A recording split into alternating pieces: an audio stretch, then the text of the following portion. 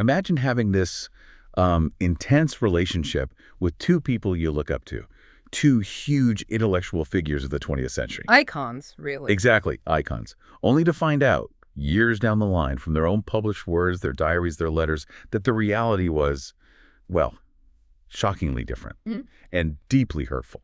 Our deep dive today unpacks this exact scenario through the extraordinary memoir of Bianca Lamblin, A Disgraceful Affair. It's a book that honestly shines a completely new light on Simone de Beauvoir and Jean-Paul Sartre. It really does. We're plunging right into Bianca Lamblin's own story, her firsthand account of being the third party in those famous contingent affairs de Beauvoir and Sartre had. Right. And it's crucial to understand this isn't just her personal story. It functions as a really critical counter-narrative. It brings out surprising facts, challenges long-held ideas about these, existentialist sacred cows. Yeah, just challenge is the right word.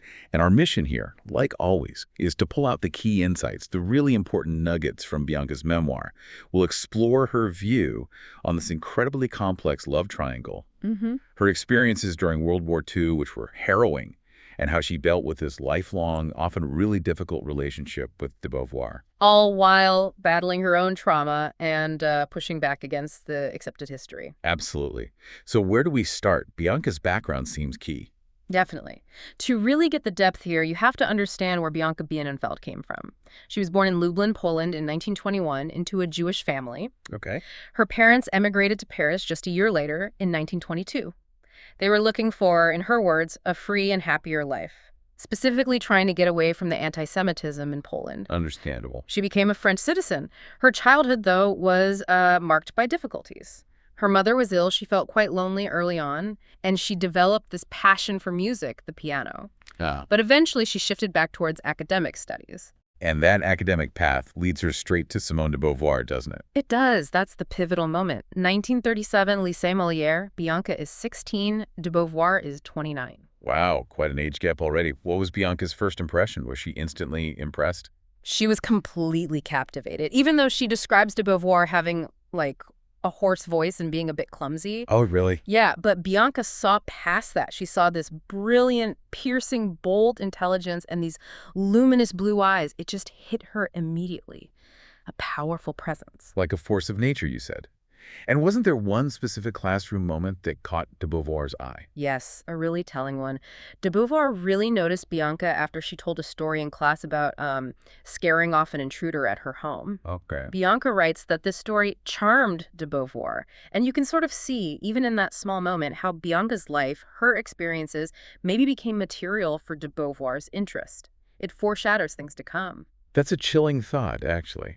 So Bianca, she feels intellectually dominated, but also thrilled by this connection? Utterly thrilled. She calls it a passionate friendship. Starts imitating de Beauvoir's way of speaking, even decides she wants to become a philosophy teacher, too. Following in her idol's footsteps. Exactly. But here's the tension. Their backgrounds, their core values, were really different. How so? Well, Bianca's parents had taught her the importance of hard work, honesty, financial independence for women. Very solid, maybe traditional values in a way. Right. And she later contrasts this sharply with what she saw as de Beauvoir's approach, much more selfish, she says, self-serving. That difference becomes a source of conflict later. Okay, so this passionate friendship develops. And then we have de Beauvoir and Sartre's famous arrangement, their morganatic marriage. Ah, yes. Bianca's term for it is brilliant. A pompous expression. Okay. It was basically their justification for rejecting traditional marriage, but wanting something similar. A pact. A promise to tell each other everything about their other lovers, their contingent love affairs. Everything. Total transparency. Supposedly. Supposedly. That was the ideal. Anyway, radical openness. And this is where it gets really interesting. Because de Beauvoir doesn't just permit Sartre's affairs, she actively brings Bianca into the mix. Actively is the key word. She set up the first meeting between Bianca and Sartre at a cafe, the Café Mousquetaires. Wow. And then she specifically arranged for them to meet again properly during a Christmas trip to Megève in 1938. De Beauvoir was orchestrating it. Orchestrating. What did Bianca think of Sartre initially? She was 17 then. She was definitely drawn in. She found him charming, witty, intelligent, a master of the language of love, she calls him, kind of playfully. Okay. And at that point, she genuinely believed this could work, a permanent love triangle with both of them. She was quite swept up in their charisma, their ideas. It sounds quite intoxicating for a 17-year-old. But this ideal, this threesome, it didn't stay ideal for long, did it? No, not at all. Bianca's memoir gets incredibly frank, even shocking, about the physical side of her relationship with Sartre. What did she say? She describes him as boorish, quite vulgar, actually. She recounts this awful moment where he apparently told her, "I already took a girl's virginity yesterday." Oh, my God. Yeah, and she found him physically detached.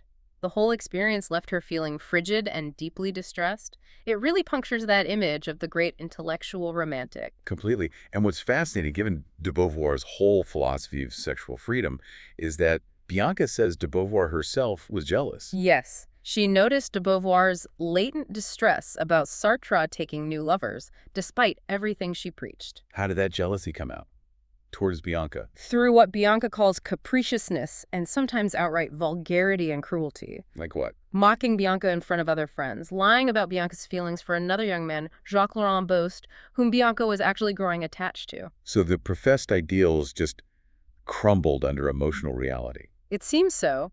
Bianca's account really highlights this massive gap between the philosophy and the personal behavior, the hypocrisy, as she saw it.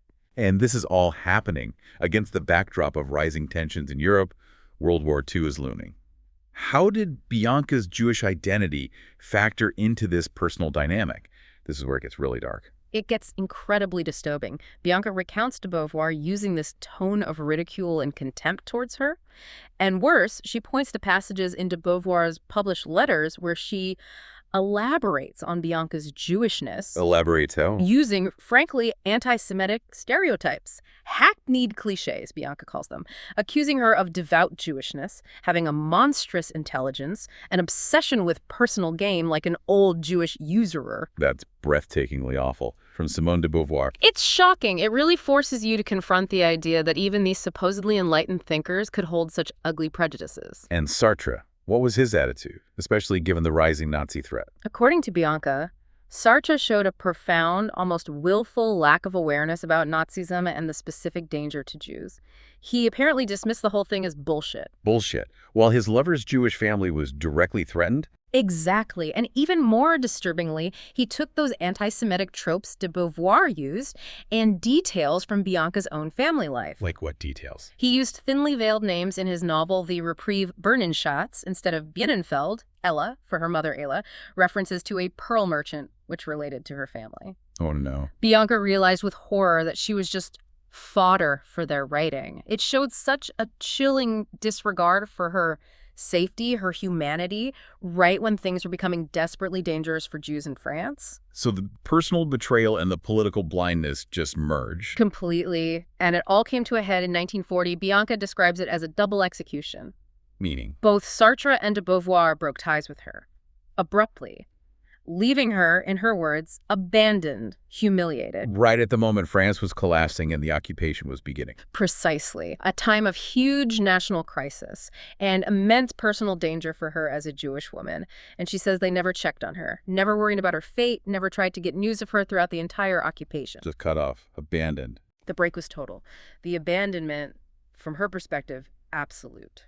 So in the middle of this personal devastation, this war, this fear, she finds someone else. Thankfully, yes. A different kind of connection started to grow with Bernard Lamblin. He was actually one of Sartre's students. Oh, interesting connection. Yes, yeah. And he was just different, a complete contrast to those complicated and painful relationships. His love, his warmth, she says, slowly helped her heal from the trauma of her first sexual experiences with Sartre. That's hopeful. What about his family? This is occupied France. She's Jewish. That's what's quite remarkable. His parents, despite being from a bourgeois background, accepted her, a Jewish woman, in that climate. Wow. They married in 1941. And getting married, taking his French-sounding name, Lamblin, offered her a crucial layer of protection. A practical necessity as well as a personal one. Yeah. And her memoir gives us glimpses of life under occupation, right? What did she describe? Oh, incredibly vivid details. The constant cold, the desperate food shortages. She talks about her philosophy professor, Jean-Paul, being dismissed because he was Jewish. Point. But he kept teaching bravely, secretly, in his salon. And then the official stripping of French nationality from her own family because they were Jewish, the tangible day-to-day reality of persecution. And there were close calls, weren't there? Real moments of danger. Terrifying ones. Her father just barely escaped arrest during an ID check on the street. Pure luck. And maybe the most heartbreaking story is about her young cousin, Georges Perec, who later became a famous writer himself. Perec, yes. They sent him away for his safety. But his mother, Bianca's aunt, stayed in Paris. She was arrested, deported, and died in Auschwitz-Birkenau. Oh, that's devastating. And Bianca herself was constantly at risk. She refused to wear the yellow star, which was incredibly dangerous. She made this perilous journey to the free zone in the south. How did she manage that? She actually lied her way through a checkpoint, claiming her father was an Alsatian diplomat. Quick thinking, that probably saved her life. It just underscores the constant knife-edge existence. Incredible courage. And then, from that danger, she and Bernard moved towards the resistance. Yes, they moved to the Vercors region in April 1944. It's this mountainous plateau area, a natural fortress, really, and it became a major stronghold for the resistance, the Maquis. The Maquis. So what did Bianca and Bernard do there? Were they fighters? Bernard had no military training, but he became a telephone operator at the Maquis headquarters. Vital communications work. And Bianca took on the role of a cook, feeding the fighters. So ordinary people doing extraordinary brave things. Absolutely. Supporting the resistance effort directly, right in the heart of it. And she describes some dramatic moments from that time. Definitely. Daring Allied parachute drops, bringing supplies. She even mentions women repurposing the nylon parachutes to make blouses, a small detail of resourcefulness. But also tragedy. The Germans and their collaborators, the milice, infiltrated the defenses at Saint-Nazaire. Brutal fighting. And German reprisals followed, presumably. Oh, yes, fierce reprisals. But Bianca also includes this one slightly bizarre, almost darkly funny detail amidst the horror. What was that? The Germans confiscated local cows because they weren't being milked regularly by the farmers who were involved with the Maquis. But the cows went crazy with pain from not being milked and actually bolted, ran back to their own farms. No way. Cows staging their own resistance. Kind of. A strange, small moment of chaos undermining the occupiers. But looking at the bigger picture of her time in the Vercors, Bianca makes a really profound observation about her own mental state, doesn't she? She does. It's very striking. She says that the depression she'd been suffering from since 1940, since the breakup and the start of the war, it dissipated in the heat of collective action with the resistance. Dissipated. So the shared struggle actually helped her heal. It seems so. That sense of shared purpose, of fighting for something bigger than her own problems, it provided a focus, a meaning that temporarily lifted that deep psychological burden. It really speaks to the power of community and action in dark times. A kind of therapy through collective resistance. Exactly. But after the war ended, did the depression stay away? Unfortunately, no. She describes suffering severe, recurring bouts of depression afterwards. She linked them partly to the lingering trauma of the war years, the angst. Understandable. But also very specifically to the breakup with Sartre and de Beauvoir. The emotional wounds were deep and lasting. Yet there was some contact again after the war. De Beauvoir saw her. Yes, in 1945. And according to Bianca, de Beauvoir expressed real remorse then. She apparently confessed to Sartre about Bianca. She's the only person to whom we've really done harm, but we have harmed her. We have harmed her. That's quite an admission. Do you think, based on what followed, that the remorse was genuine or lasting? That's the million-dollar question, isn't it? De Beauvoir said the words, but Bianca's subsequent experiences suggest, well, maybe the need to control the narrative trumped genuine repentance. How so? What happened? Well, Bianca describes meeting them again, and she specifically asked them, demanded, really, that they promise never to quote her letters or base fictional characters on her in their books. A reasonable request given what Sartre had already done. Absolutely. And she made this request while heavily pregnant with her first child. She notes their reaction was one of disgust. Disgust at her being pregnant or at the request? Possibly both, it's not entirely clear, but the reaction certainly wasn't empathetic. So despite saying, we have harmed her, the actions didn't necessarily follow. It seems not consistently. Bianca points out how de Beauvoir later lied to biographers, like Deirdre Baer. She denied having contact with Bianca after the war. Lied. Why? And she even invented a story that Bianca had gotten divorced.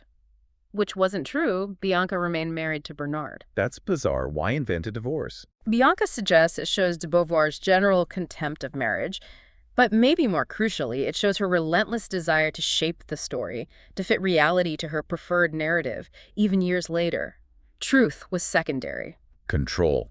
Always control the story. Exactly. And then the final explosive revelation comes much, much later, 1990, the publication of Sartre's letters and de Beauvoir's diaries. Yes. This is when the full picture, or at least Bianca's understanding of the true story, finally emerged. And it was devastating for her. What was in them? For one thing, Bianca was absolutely dumbfounded to find her own letters she had written to Sartre decades earlier, included among those de Beauvoir was publishing. Her private letters.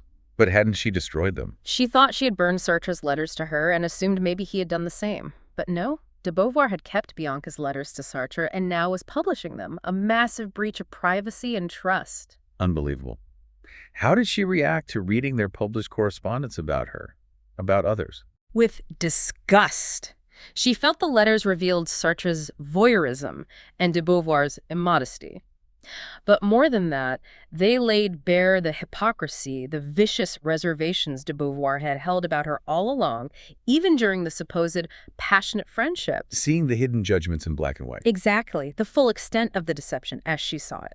Did Bianca ever confront de Beauvoir about this directly in later life? She did. She recounts telling de Beauvoir flat out that she found Sartre to have been a bore. A bore. Strong word.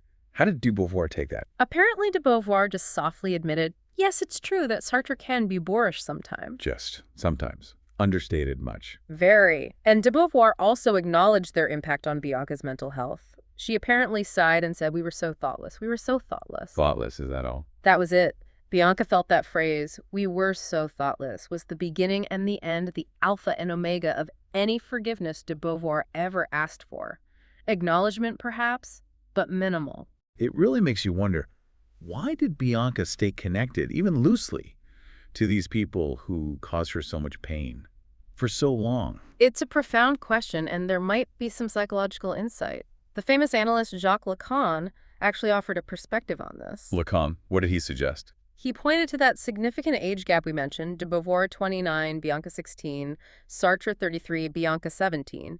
He suggested they effectively became mythical parents for Bianca. Mythical parents, how so? Her intense feelings for Sartre, Lacan thought, might have transferred the kinds of urges generally directed toward a father.